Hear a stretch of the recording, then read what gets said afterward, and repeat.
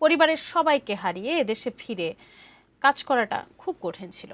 তারপরেও পিতার স্বপ্ন পূরণ আর এদেশের মানুষের জন্য কিছু করতে হবে এমন আবেগ থেকেই নিজেকে বিলিয়ে দিয়েছেন তিনি। ৭৪তম জন্মদিনে নিজের এমন আবেগী উপলব্ধির কথা বলেছেন বঙ্গবন্ধু কন্যা প্রধানমন্ত্রী শেখ হাসিনা।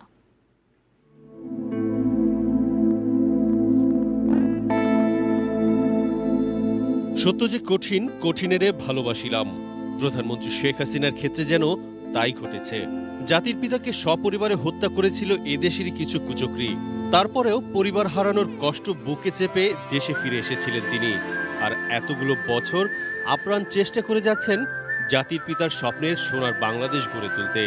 এদেশের মানুষের মুখে হাসি ফোটাতে কাজ করে যাচ্ছেন, বলেন বঙ্গবন্ধু কন্যা। বাংলাদেশের মানুষ যেন বিশ্ব দরবারে মাথা উঁচু করে চলতে পারে, ওইটুকুই আমার প্রচেষ্টা, আর কিছু না।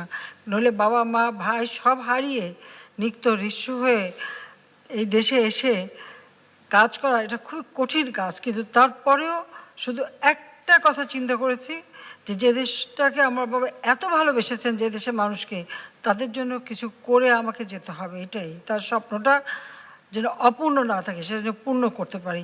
সোমবার মন্ত্রিসভার বৈঠকে প্রধানমন্ত্রী শেখ হাসিনা বলেন, আজীবন সম্মানের সাথেই বাঁচতে চান তিনি। আর সকলের কাছে দোয়া চাই, দোয়া এইটুকু চাই যে যেন যতদিন বেঁচে আছি সম্মানের সাথে বাঁচতে পারি, আর আমার কাজ থেকে যেন বাংলাদেশের মানুষের উপকারী হয়, মানুষ যেন ভালো থাকে, সেই কাজটুকু যেন করতে পারি। সকলের সহযোগিতায় বাংলাদেশ এগিয়ে যাচ্ছে মন্তব্য করে শেখ হাসিনা বলেন, করোনা ভাইরাস না আসলে দেশের অগ্রযাত্রাটা আরো বেশি হতো।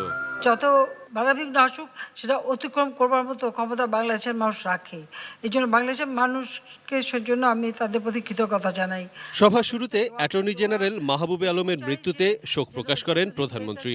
এটা আমাদের জন্য একটা বিরাট ক্ষতি, রাষ্ট্রের জন্য ক্ষতি। কারণ তার প্রজ্ঞা, জ্ঞান, মেধা আমাদের দেশের জন্য, রাষ্ট্রের জন্য অত্যন্ত গুরুত্বপূর্ণ ছিল। আরিফ জামাল, এটি নিউজ, ঢাকা।